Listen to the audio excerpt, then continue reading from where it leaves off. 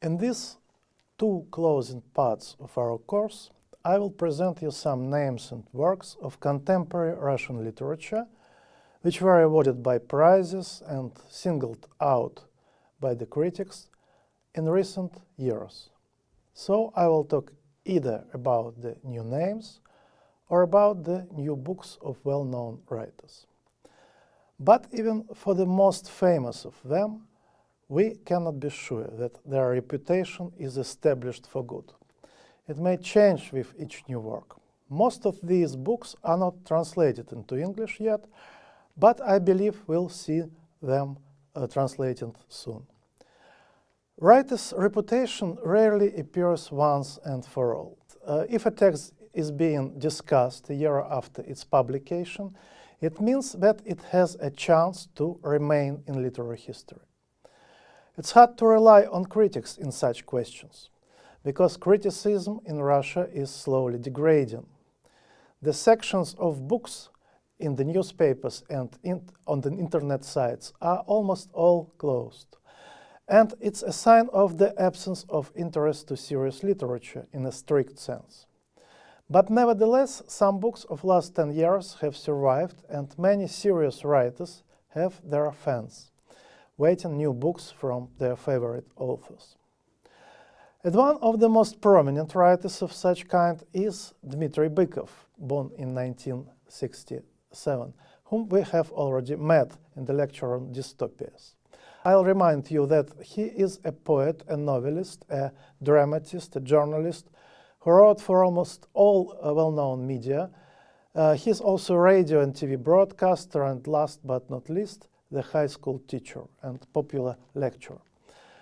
I will tell a few words about his novels. Any review of them immediately discovers their main interest, the historical one. Almost all novels by Bykov are, in one or another way, connected with Soviet history of the 20th century and with Russian literature. And in each of his novels, he deals with some difficult historical question. For example, in his first novel, called Justification and published in 2001, Bykov offered a fantastic interpretation of Stalinist repressions. As we all know, just before the World War II, Stalin had cut off the head of the Red Army. He repressed almost all general corps, up to brigade generals, including almost all field marshal generals of the army and so on. He had repressed a lot of Communist Party functionaries, although most of them were fully devoted to communism and to Stalin personally. And it seems to be impossible to find out any logic in all that. The knife of repressions was shredding everything far and wide. But Bykov finds an uncontroversial answer and offers his own historical hypothesis. He supposes that the bigger part of the executed actually were not shot, but were exiled to a special training camp where they were prepared for kamikaze attacks during the war. One of them, according to Bykov, was the famous writer Isaac Babel, who was actually executed in real life, was actually executed in 1940. And such bold hypotheses are typical for Bykov's journalism, as well as for his novels. We could talk about any of them, but I have chosen comparatively little-known novel called X in Russian or X in English and published in 2012. Here we see once more a historical enigma, but now the literary one.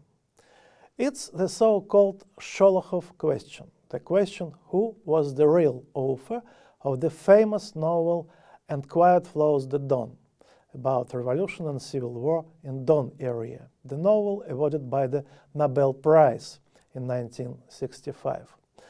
The allegations in the theft of someone else's text started as early as 1928. But Sholokhov had submitted his manuscripts of the first 3 volumes, and a special commission accepted his authorship. But in 1960s, some writers, and Alexander Solzhenitsyn in the first place, have resumed these accusations, and the debates are going on even in our days.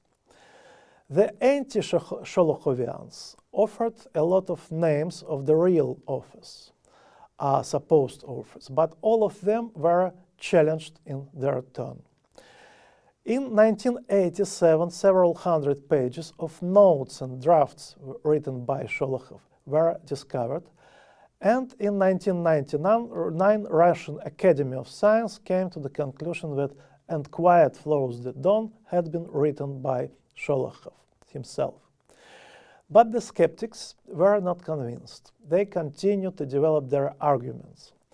These arguments are the following.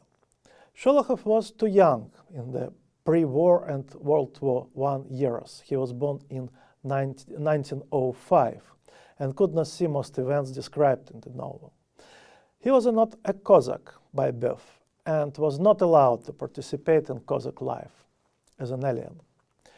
And he was writing his first volume of the extremely complicated novel in 1928, when he was just 23 years old. And the most weighty arguments were that there are lots and lots of mistakes and contradictions in the novel, and most of them look like Sholokhov was reading someone else's manuscript written by scrolling hand, and sometimes simply did not understand what was written in it. And the manuscript affirms it, since Sholokhov frequently writes something which sounds absolutely absurd in this context, and afterwards replaces it by something meaningful. That is, he understands someone else's manuscript after rereading. And Dmitry Bykov has found a solution of the problem which does not deny the truth of both parts, Sholokhovians and anti-Sholokhovians. Bykov's idea is that Sholokhov in reality was not born in 1905.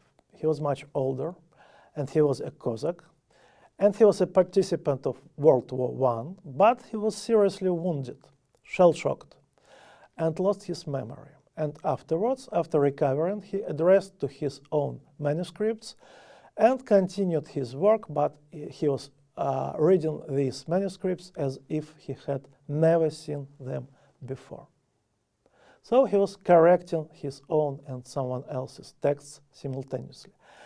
It's an adventurous hypothesis which has no documentary confirmation, of course, but it has a right to exist, as any other hypothesis about Sholokhov, the author, or Sholokhov, the plagiarist.